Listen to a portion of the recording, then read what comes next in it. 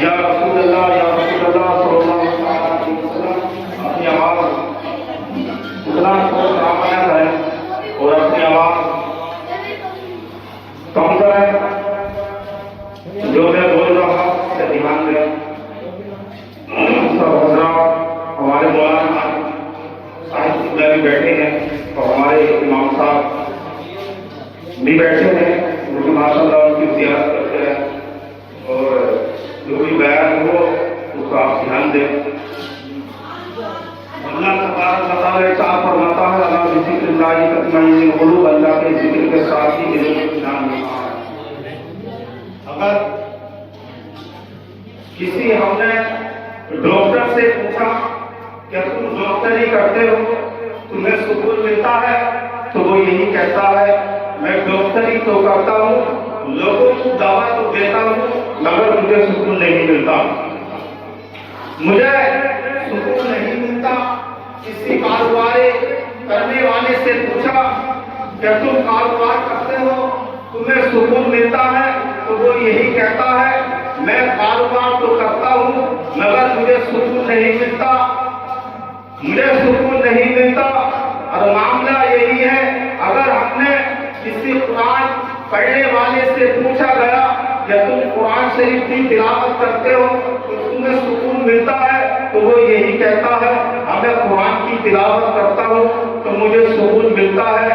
قرآن شریف کو دیکھتا ہوں سکون ملتا ہے. قرآن شریف کو گلے لگاتا ہوں سکون ملتا ہے. قرآن شریف کو سنتا ہوں تو سکون ملتا ہے. اس لیے قرآن کہہ رہا ہے کہ اگر ہم اللہ تبارک و تعالیٰ کا ذکر کرتے ہیں تو ہمیں سکون ملتا ہے.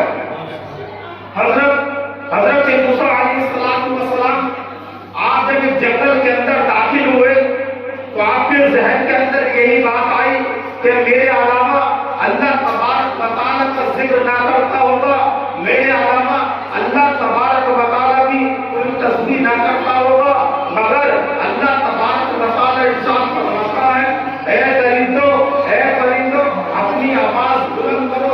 اتنا سننا تھا جیسے اللہ تبارک و تعالیٰ نے کہا تو پرندے سب آواز بلند کر رہے ہیں وہ اللہ تبارک و تعالیٰ کا ذکر کر رہے ہیں.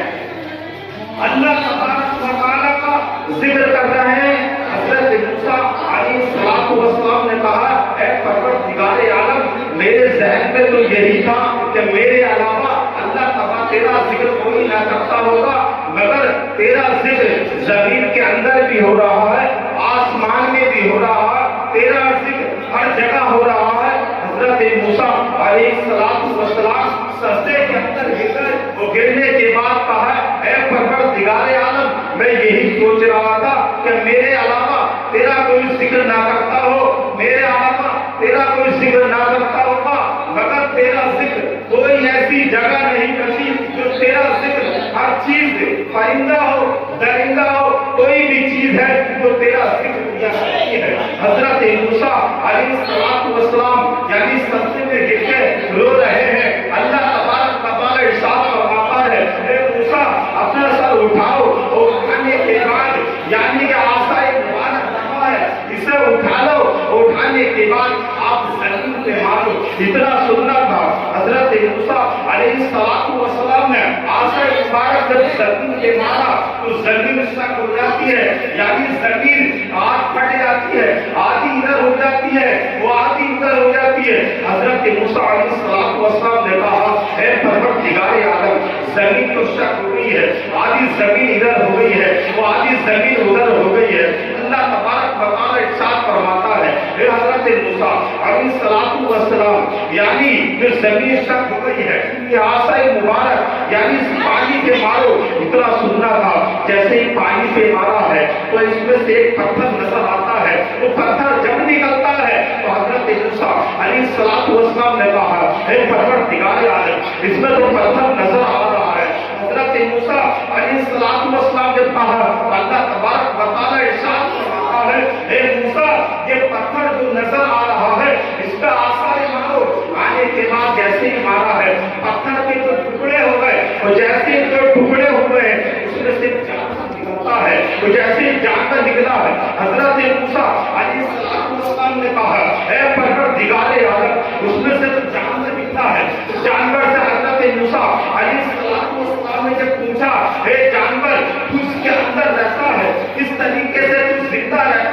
تو اس سے پوچھا کہ تمہیں کتنا ٹائم ہوگا، کتنا وقت ہوگا؟ تو وہ جانور کہتا ہے اے نبی، اے اللہ کے نبی، مجھے 300 یعنی 300 برس ہو گئے ہیں، 300 سال ہو چکے ہیں اس پتھر کے اندر رہتے رہتے۔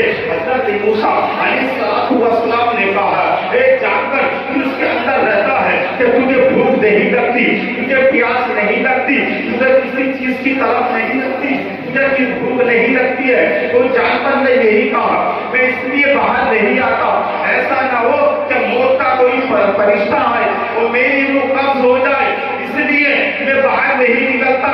حضرت موسیٰ علیہ السلام نے کہا تو زندہ کس طریقے سے رہتا ہے، اس طریقے سے تو 300 برس یعنی ہو چکے ہیں، 300 سال ہو چکے ہیں، اس طریقے سے تو زندہ رہتا ہے؟ تو اس نے کہا اے اللہ کے نبی، میں زندہ اس لیے رہتا ہوں، پتھر کے اندر جو میں رہتا ہوں اس لیے زندہ رہتا ہوں، میں اللہ تبارک و تعالیٰ کا ذکر کرتا ہوں، اللہ تبارک و تعالیٰ کا ذکر کرتا ہوں، میں اس لیے زندہ رہتا ہوں کیونکہ پروردگار عالم ہے، یہ خالق و مالک ہے۔ اگر پتھر کے اندر کوئی بھی جانور ہے، کوئی بھی کیڑا ہے، اگر وہ اللہ تبارک و تعالیٰ کا ذکر کیا کرتا ہے تو اللہ تبارک و تعالیٰ اس کی حفاظت کیا کرتا ہے، اس کی حفاظت کیا کرتا ہے۔ اللہ تبارک و تعالیٰ خالق و مالک ہے، پروردگار عالم ہے۔ دنیا کے اندر کوئی بھی ایسی چیز نہیں جو اللہ تبارک و تعالیٰ کا ذکر نہ کرتی ہو۔ اللہ تبارک و تعالیٰ کا جو ذکر کیا کرتی ہے وہ اللہ تبارک و تعالیٰ سے ہر چیز یعنی اللہ تبارک و تعالیٰ کی حفاظت میں رہا کرتی ہے، اور کوئی بھی چیز اللہ تبارک و تعالیٰ کا ذکر نہ کرتا ہو، اللہ تبارک و تعالیٰ کی کوئی بھی چیز اگر ذکر نہیں کرتی ہے، اللہ تبارک و تعالیٰ کا اس نے ذکر نہیں کیا ہے تو اللہ تبارک و تعالیٰ کی ہر چیز سے محفوظ رہتی ہے، اللہ تبارک و تعالیٰ کی ہر چیز سے وہ دور ہو جایا کرتی ہے۔ تو ہمیں یہ ہونا چاہیے کہ ہم جب تک جیے اللہ تبارک و تعالیٰ کا ذکر کرتے رہیں، وہ اللہ تبارک و تعالیٰ کا جب ذکر کیا کریں گے، اللہ تبارک و تعالیٰ کا اگر ہم نے ذکر کیا ہے تو اللہ تبارک و تعالیٰ کا اگر ہم نے ذکر کرتے ہیں یا قرآن پڑھتے ہیں، قرآن شریف سے محبت کیا کرتے ہیں، اگر ہم نے قرآن پڑھا ہے، کوئی بھی آیت پڑھی ہے تو اللہ تبارک و تعالیٰ اس سے بڑا خوش ہوا کرتا ہے۔ اگر ہم کوئی بھی آیت پڑھا کرتے ہیں تو اس میں ثواب بھی ملا کرتا ہے، اور اللہ تبارک و تعالیٰ کا ذکر بھی ہوا کرتا ہے۔ ہمیں یہ ہونا چاہیے، یہ سوچ لینا چاہیے کہ جب تک ہم دنیا کے اندر رہیں ہم اللہ تبارک و تعالیٰ کا ذکر کرتے رہیں۔ اس لیے آج ہم پریشان اسی وجہ سے ہے، اس وجہ سے پریشان رہا کرتے ہیں کہ آج ہمارا حال صحیح نہیں ہے، ہم خود صحیح نہیں ہے۔ اگر ہم خود صحیح ہو جائے تو اللہ تبارک و تعالیٰ کی بارگاہ مقدس میں نمازوں کو بھی ادا کرنے تو اللہ تبارک و تعالیٰ بڑا خوش ہوا کرتا ہے۔ مگر آج کے حالات یہی ہے کہ آج ہمیں معلوم بھی نہیں ہوتا کہ ہمیں کس راستے پہ چلنا ہے، کس طریقے سے ہمیں سیدھے راستے پہ چل رہے ہیں یا غلط راستے پہ چل رہے ہیں۔ بس دعا یہی ہے کہ پروردگار عالم جو میں نے سنا ہے اس کا عمل کرنے کی توفیق عطا فرمائے، اور ہمیں نماز پڑھنے کی توفیق عطا فرمائے، سیدھے راستے پہ چلنے کی توفیق عطا فرمائے۔ استغفر اللہ ربی من کل ذنب واتوب الیہ وما علینا